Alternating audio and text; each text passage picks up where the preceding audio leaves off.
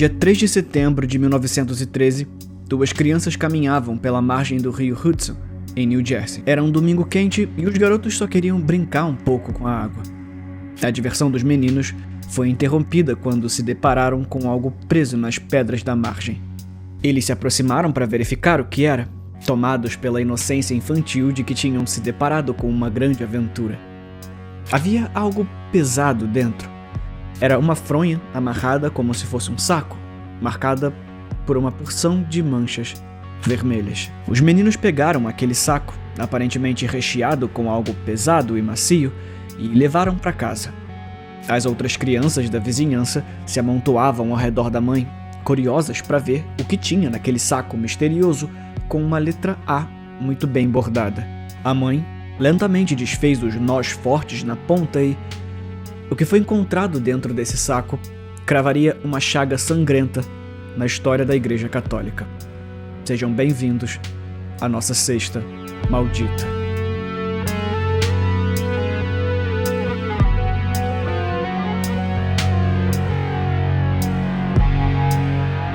Oi, eu sou o Felipe e dentro da hierarquia da Igreja Católica, o padre, do latim pai, originalmente é o responsável por guiar os fiéis durante a Eucaristia, o rito de celebração em memória da última ceia de Cristo com os apóstolos em honra ao seu sacrifício. Na Igreja primitiva, esse é o cargo que vem originalmente de presbítero, do grego ancião.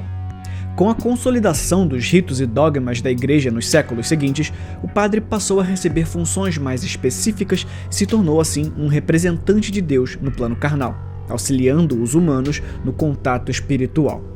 Espera-se que o padre seja um guia espiritual para as almas carentes? Esse não é o caso aqui. Hoje você vai conhecer a história de Hans Schmidt, o padre que ultrapassou todos os limites que se esperaria de um clérigo e ficou conhecido como o Padre Maldito. Nascido em Aschaffenburg, no Reino da Bavária, Império Alemão, no ano de 1881, Hans Schmidt era filho de uma mãe católica e um pai protestante. Desde a Reforma Protestante em 1517, os ânimos entre católicos e seus desligados sempre estiveram acirrados. Em alguns lugares do mundo, o simples relacionamento entre seguidores de religiões diferentes era punido com a morte. Mas, em geral, era visto como algo impuro que daria à luz a descendências malditas. Claramente, isso era fruto do preconceito de um século ignorante. Mas aqui, teríamos um prato cheio para essa visão, porque o menino Hans Schmidt era peculiar desde o seu nascimento. Alguns enxergam relação com o histórico de doenças mentais, tanto pela família de seu pai quanto pela família de sua mãe, mas o menino Hans tinha um gosto peculiar em observar porcos e vacas sendo levados ao abatedouro local. Segundo familiares, seu jeito estranho não se limitava ao abatedouro, mas o garoto tinha um fascínio perturbador por desmembramentos em geral. Eram suas duas brincadeiras favoritas: assistir animais sendo dissecados e picados em pedaços e fingir ser padre, com o seu amigo imaginário. A morte e a religião se tornaram suas duas obsessões. Mais tarde, alguns familiares dariam entrevistas revelando que, quando criança, Hans degolou 2 gansos na fazenda de um tio e guardou as cabeças no bolso por semanas. Quando fez 18 anos, Hans Schmidt se inscreveu no seminário de Santo Agostinho na cidade de Mainz, atual Alemanha. Assim, se iniciava o processo para que ele, enfim, conseguisse realizar seus sonhos. Ou, pelo menos, o primeiro deles.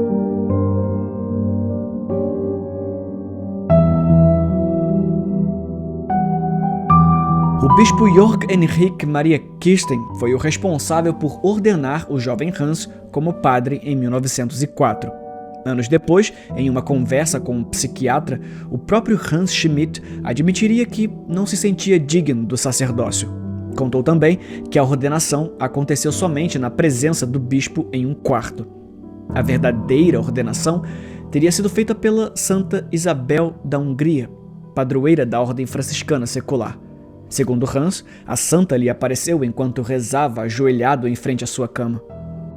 Até aquela consulta com o psiquiatra depois de sua prisão, Hans Schmidt nunca tinha falado sobre isso. Revelou que mantinha segredo a respeito de coisas do tipo porque sempre tiravam sarro quando revelava suas visões, mesmo na infância. Contar sobre a visão da santa seria apenas mais motivo para chacota. Deus fala de formas diferentes com pessoas diferentes, ele justificou. O problema é que, apesar de ser reconhecido como padre, tanto pelos membros quanto pela própria igreja, os documentos que provam a ordenação nunca foram encontrados. Existem algumas teorias sobre o que pode ter acontecido. Quando os crimes de Hans foram descobertos, a igreja fez uma queima de arquivos, desaparecendo com as provas documentais de que o homem fez parte da instituição. Ou o bispo mentiu a respeito da ordenação, e o evento qual Hans não gosta de falar era o fato de que o Kirsten ofereceu a ordenação em troca de sexo, e a promessa jamais se cumpriu de forma oficial. O que importa aqui é que, mesmo sendo reconhecido como padre e tratado como um padre pela própria igreja, Hans Schmidt possivelmente nunca foi um padre de verdade. E outra coisa que parece mais estranha quando você junta as peças desse quebra-cabeça é a forma que o homem encontrou de fazer dinheiro após ordenado. Ele forjava diplomas e vendia. Hans chegou a ser preso em 1905, mas um bom advogado conseguiu livrá-lo de todas as acusações. De qualquer forma, enquanto cumpria suas atribuições paroquiais, Hans Schmidt encontrou tempo para se tornar frequentador assíduo de todos os bordéis ao redor da diocese, se envolver com mulheres casadas, molestar coroinhas. Depois que o caso foi conhecido, familiares deram depoimentos a respeito da repressão sexual que o menino Hans sofreu após dar sinais de que era bissexual. Seu pai, um alcoólatra crônico, espancava o menino e a mãe frequentemente. As missas ministradas por Hans Schmidt costumavam ser excêntricas, sem seguir os ritos exigidos e, por vezes, recheadas de palavrões. Obviamente, esse comportamento causou uma movimentação contra ele na diocese. Os paroquianos assinaram uma reclamação ao bispo e ao monsenhor, que optaram por não dar holofote ao caso. Hans Schmidt foi removido da diocese de Mainz e migrado de forma forçada para os Estados Unidos em 1909, passando a morar em Kentucky, no condado de Louisville. Lá, ele se envolveu em uma disputa com o líder da paróquia, uma briga que ele não conseguiu vencer. Foi removido mais uma vez e enviado para a igreja de São Bonifácio. Bastou que Hans Schmidt pisasse naquela pequena igreja que coisas estranhas começaram a acontecer. No mesmo ano em que o homem de comportamento estranho se mudou para lá, uma menina de 8 anos desapareceu, sem deixar rastros.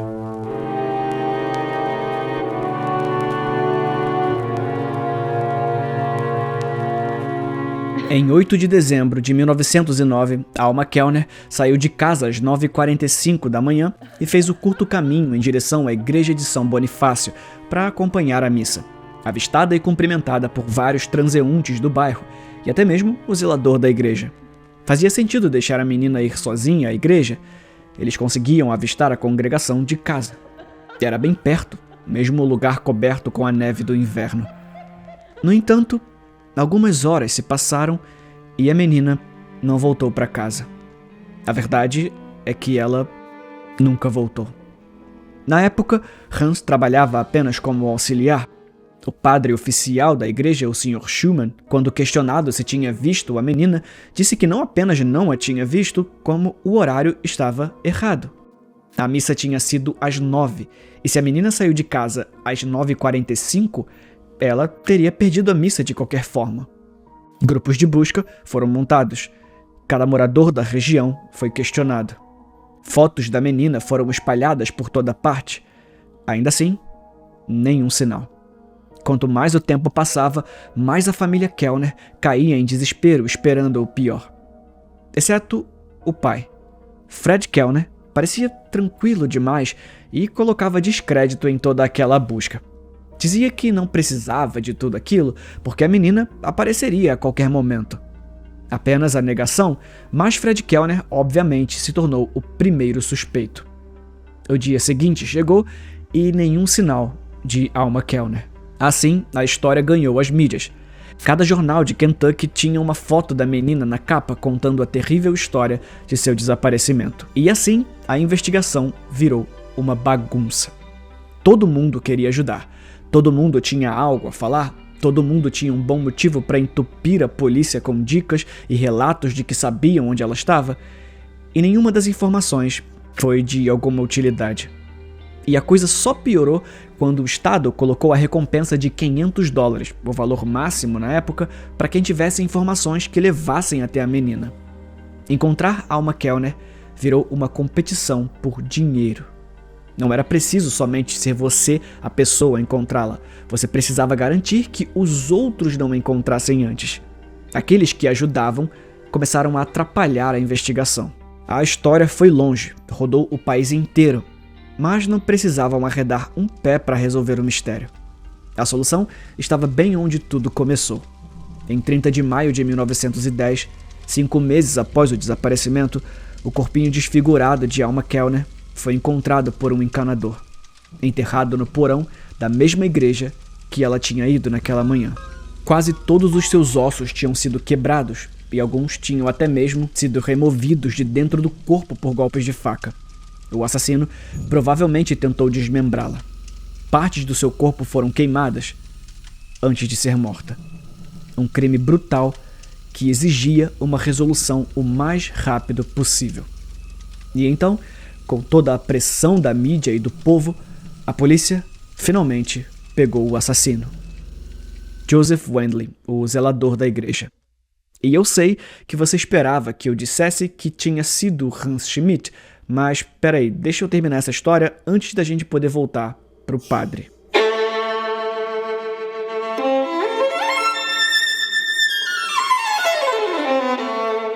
Algum tempo antes do corpo de Alma ser encontrado, Joseph Wendling simplesmente sumiu. O homem abandonou o emprego e a família e viajou para algum lugar desconhecido sem dar explicações. Obviamente, ninguém colocou muita atenção na época, mas as peças começaram a se encaixar rapidamente.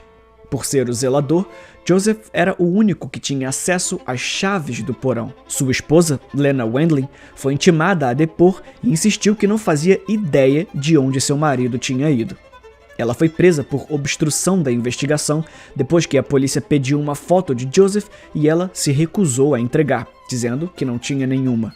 Uma busca foi feita na casa dos dois e a polícia encontrou sim fotos do marido, que usaram para fazer os cartazes de procurado. Mas não apenas isso.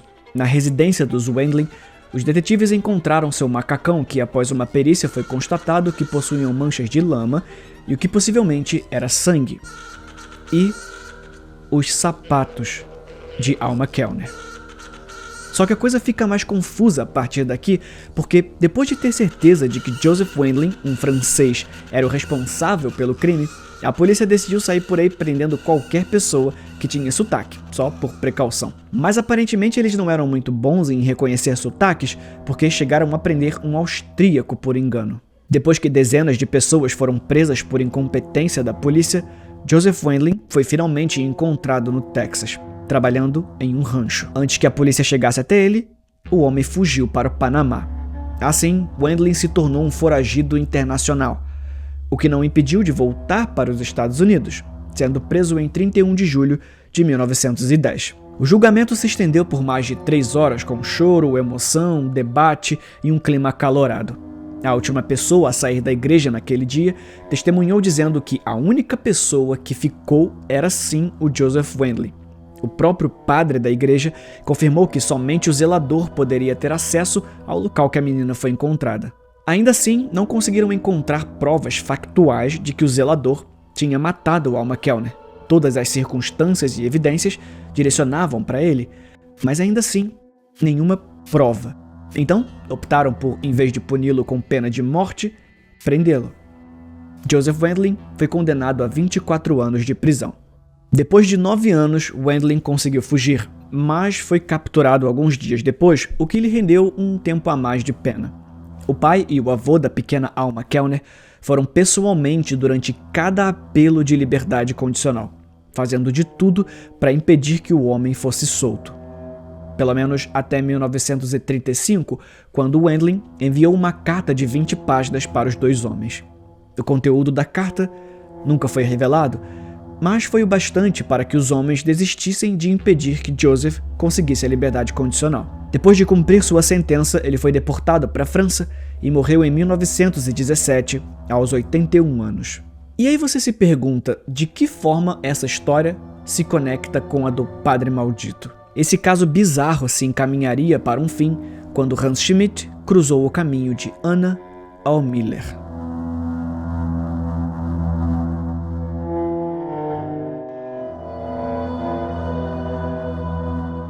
Hans Schmidt não ficou muito tempo na igreja de São Bonifácio e manteve seu histórico de transferências forçadas o tempo todo, sempre dando problemas. Foi lá que ele conheceu uma empregada doméstica austríaca chamada Anna Aumiller, com quem começou a se relacionar. Então, quando foi obrigado a fazer mais uma transferência, agora para a igreja de St. Joseph, no Harlem, ele decidiu alugar um apartamento para sua amada. Como ele pagava por tudo isso? Eu te conto daqui a pouco. Um homem com tantas histórias de promiscuidade, abandonando até mesmo suas idas aos prostíbulos, provavelmente estava apaixonado de verdade. O amor entre os dois era tão forte que precisava ser oficializado. Mas um homem com o histórico que Hans tinha, com certeza não levaria a sério essa regra de que padres não devem se casar. Na falta de um clérigo que lhes concedesse a bênção, em 26 de fevereiro, ele mesmo realizou a cerimônia do próprio casamento. Ainda naquele ano, Anna trouxe uma linda notícia. O amor do casal proibido tinha dado frutos, e ela estava grávida. E qual opção o casal poderia seguir a partir dali? Revelar a gravidez? Expor ao mundo o caso romântico do padre com a empregada? Dessa vez ele seria excomungado definitivamente. Não, as coisas não podiam acontecer desse jeito. Hans Schmidt precisava resolver aquilo à sua maneira. A golpes de faca, Hans Schmidt abriu a garganta de sua amante enquanto ela dormia. Depois que seu corpo sem vida jazia no chão, ele a arrastou para a banheira, onde finalizou todo o processo. Com uma serra de mão, ele separou a cabeça do corpo. Em seguida, cerrou o corpo ao meio. Schmidt também queimou o colchão na esperança de apagar evidências. Tomou as fronhas dos travesseiros e separou os pedaços em pequenos sacos. E de todos os erros que Hans cometeu, um deles foi crucial. Ele sabia que os restos mortais de Anna boiariam, então ele colocou pedras de xisto dentro das fronhas para garantir que os vestígios de seu crime não voltassem à tona. O padre jogou os pedaços do corpo no rio Hudson, em Nova Jersey, e seguiu sua vida, deixando um quarto ensanguentado para trás. O torso mutilado foi encontrado por um grupo de crianças em 3 de agosto de 1913. Uma busca da polícia rapidamente levou às outras partes decepadas da mulher grávida, que conseguiu identificar quem era a vítima. Acontece que xisto é um mineral extremamente raro em New Jersey, o que fez os investigadores suporem que o crime não tinha acontecido lá. Provavelmente o assassino tinha feito sua vítima onde o xisto era abundante e por isso pegou a primeira pedra que viu. O caso foi entregue ao Departamento de Polícia de Nova York, acelerando o processo de investigação. A fronha que o padre usou também serviu. Através do bordado no tecido, eles conseguiram descobrir qual empresa que produziu e, chegando na empresa, conseguiram descobrir para quem tinham fabricado. Assim, chegaram até o prédio onde o crime tinha acontecido. O senhorio cooperou com as autoridades e já conseguia entender o que estava acontecendo. Ele revelou que o padre tinha alugado o apartamento para uma mulher 2 semanas antes. Quando encontraram a cena de um filme de terror. Sangue pelas paredes e teto.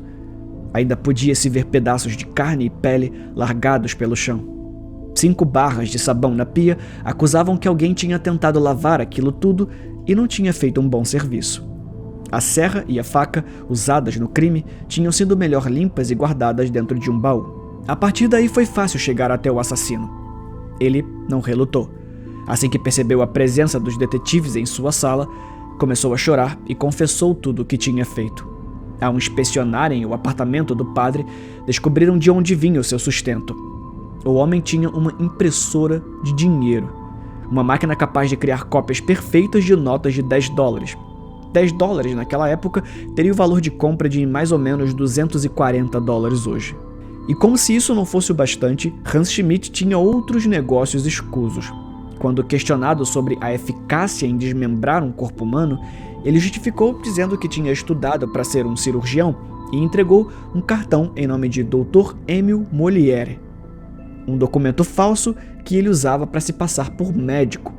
E através do endereço da clínica, a polícia mais tarde descobriria que o padre trabalhava em conjunto com Ernest Arthur Muret, um homem que atuava ilegalmente como dentista usando os documentos falsos.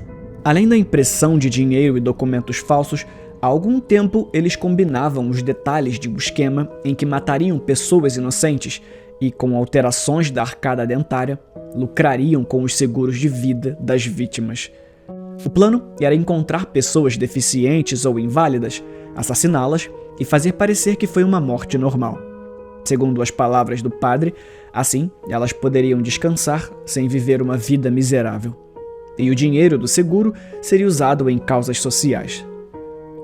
Tá bom, sei. Quanto ao crime brutal cometido contra sua esposa grávida, a justificativa não foi menos estranha. Ele afirmou que a amava. E sacrifícios devem ser consumados com sangue, exatamente como Abraão ia sacrificar seu filho Isaac. Mas haviam duas coisas que chamavam a atenção dos policiais. A necrópsia constatou que Anna Almiller tinha dado à luz recentemente, mas nenhum bebê foi encontrado. E claro, seu corpo estava mutilado de uma maneira parecida demais com o da menina Alma Kellner.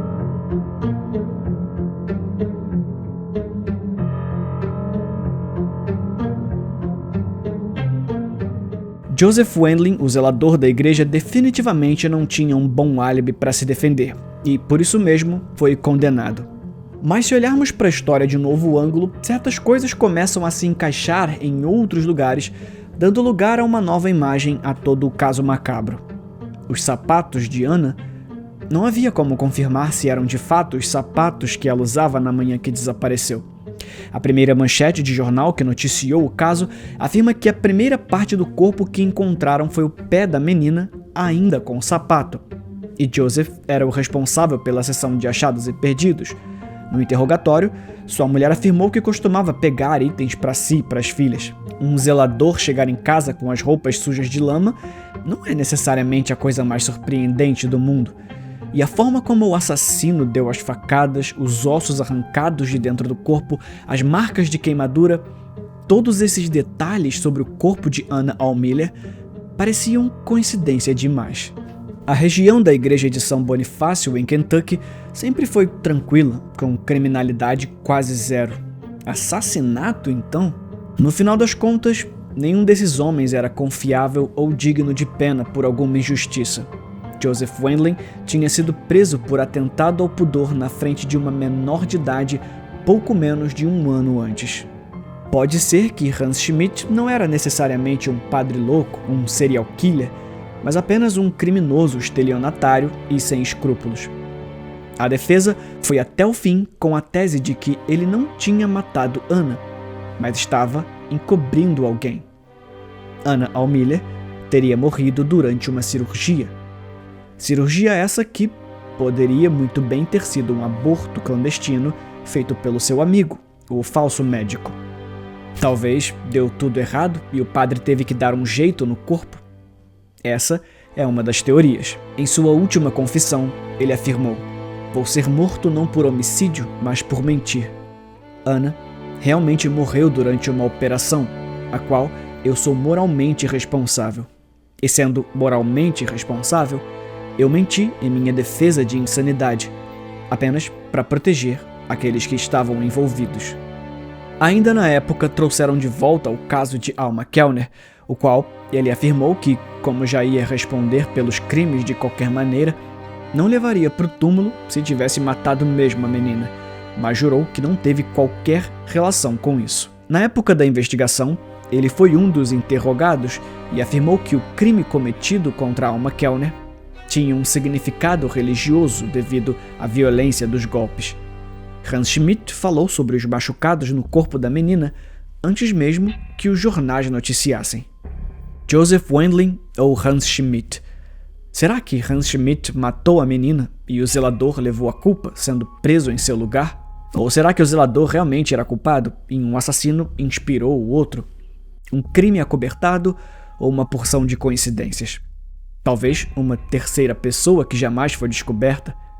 Quem foi o verdadeiro responsável pela morte da menina Alma Kellner e Anna Allmiller? Possivelmente, nunca teremos uma resposta satisfatória.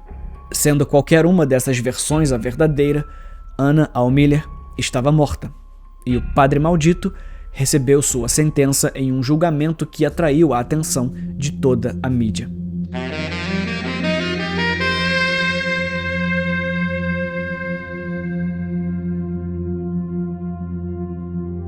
Hans Schmidt e seu advogado de defesa tentaram alegar insanidade, mas essa versão ficou difícil de defender quando foi revelado que alguns dias antes da morte de Anna Allmiller, ele tentou registrar um seguro de vida no nome dela no valor de $5.000 e colocá-lo como beneficiário.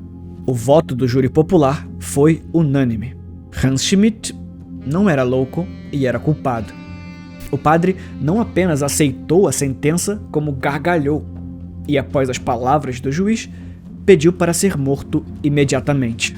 Ele se recusou a ver qualquer repórter e alimentar mais o sensacionalismo que tinha sido todo o caso. Seu último pronunciamento foi um poema enviado à imprensa. Além deste vale de lágrimas, existe vida acima, imensurável pelo voo dos anos. E toda essa vida é amor. Estranhamente, Hans Schmidt e Joseph Wendling desenvolveram a paixão por escrever poemas no tempo que ficaram na cadeia. Minhas últimas palavras são para dizer adeus à minha querida e velha mãe. Ele disse, segundos antes de abaixarem a chave que daria a descarga fatal.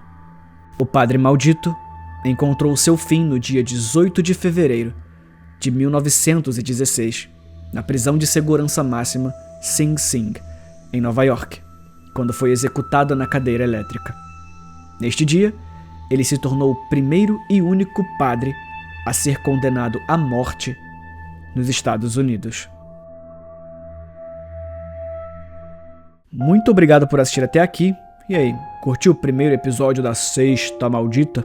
Então, se prepara que tem mais coisa chegando. Domingo e terça, meio-dia, sempre tem um vídeo bizarro para você assistir. E toda sexta-feira, um caso macabro como esse. Eu espero você aqui, falou? Não se esquece de se inscrever no canal, deixar o seu like e o seu comentário aqui. Principalmente o seu comentário. Isso ajuda o algoritmo do YouTube a te enviar os meus vídeos e ajuda a incentivar esse jovem carioca na sua produção de conteúdo. Vamos debater. E aí, o que vocês acham? Hans Schmidt foi culpado desses crimes ou não? A gente se vê nos comentários. Fui.